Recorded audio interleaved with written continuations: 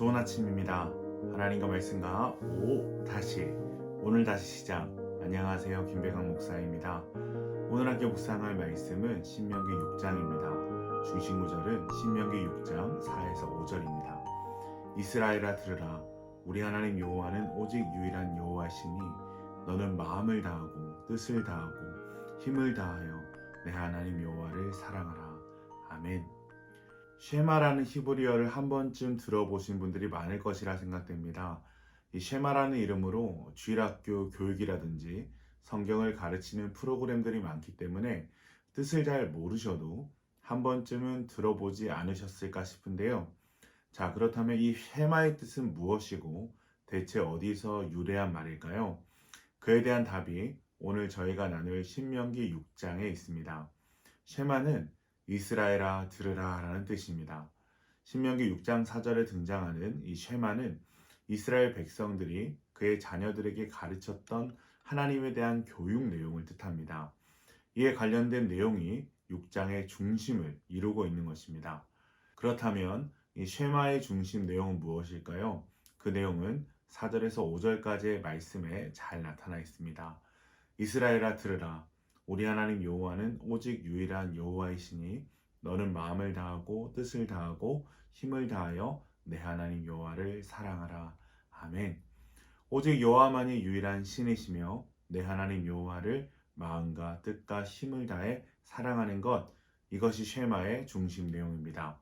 그리고 이어서 이 내용을 어떻게 전달하여야 하는가에 대해서도 나타나고 있는데요. 마음에 새기고 자녀에게 부지런히 가르치며 강론하며 손목에 메고 미간에 붙이고 문설주와 바깥 문에도 기록해라 라고 말씀하십니다. 이것은 이스라엘 자녀들이 항상 여호와의 계명을 볼 수 있도록 함으로써 계명과 생활이 분리되지 않고 계명 속에 살도록 하려는 것이었습니다.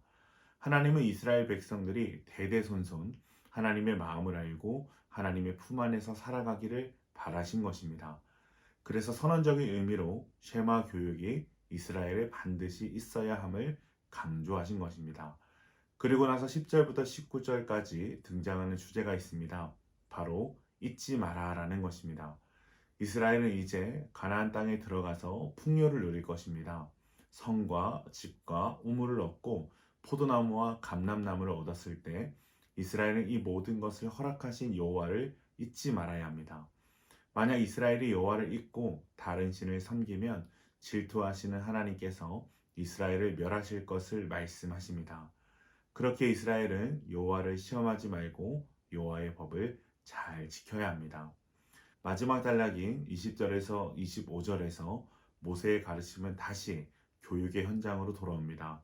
모세는 이스라엘 백성들의 자녀들이 하나님의 율법에 대하여 질문하는 날이 반드시 도래할 것이며 그때 그들에게 이스라엘을 출애굽시키신 하나님의 역사를 철저히 가르칠 것을 권면합니다.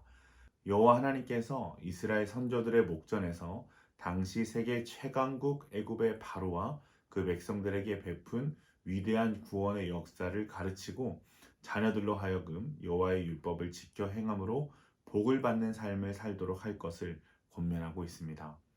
사랑하는 기쁜 가족 여러분, 신앙 교육에 대한 모세의 권면은 우리가 신앙을 지키는 데 있어서 부단한 노력이 필요하다는 것을 가르쳐주고 있습니다. 우리가 오고 가는 모든 곳에서 우리의 삶의 현장 속에서 여호와 하나님만을 섬기고 사랑하는 것은 그저 되는 것이 아닙니다. 하나님의 말씀을 가까이 하기 위해 우리의 삶에 여러 장치들이 있어야 한다는 것입니다. 우리는 세상을 살아가면서 수많은 메시지들을 보고 듣습니다. 두렵고 떨리는 것은 우리가 보고 듣는 것이 우리의 삶의 방향을 결정한다는 것입니다.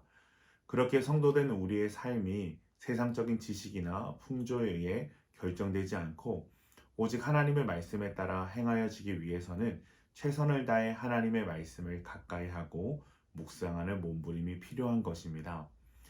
이 체로키 인디언들에게 내려오는 전설이 있습니다. 우리의 영혼에는 두 마리의 늑대가 항상 싸고 있는데 한 늑대의 이름은 선한 마음이고 다른 한 늑대의 이름은 악한 마음이라고 합니다. 이 이야기를 듣고 있던 어린아이가 묻습니다. 이 둘 중에 누가 이기게 되나요? 여러분 답이 무엇인지 아십니까? 먹이를 많이 주는 쪽이 결국 이기게 된다라는 것입니다. 사랑하는 성도 여러분, 하나님만을 믿고 섬기는 것, 하나님만을 사랑하는 것은 그저 대충 되는 것이 아닙니다. 너는 마음을 다하고 뜻을 다하고 힘을 다하여 내 하나님 여호와를 사랑하라. 마음을 다하고 뜻을 다하고 힘을 다하여 하나님을 사랑하는 것입니다. 이 아침 우리의 신앙이 그저 되는 대로 방치되고 있었던 것은 아닌지 돌아보며 마음을 다하고 뜻을 다하고 힘을 다하여 하나님을 알고 사랑하시는 기쁜 가족들 되시길 주님의 이름으로 축원합니다.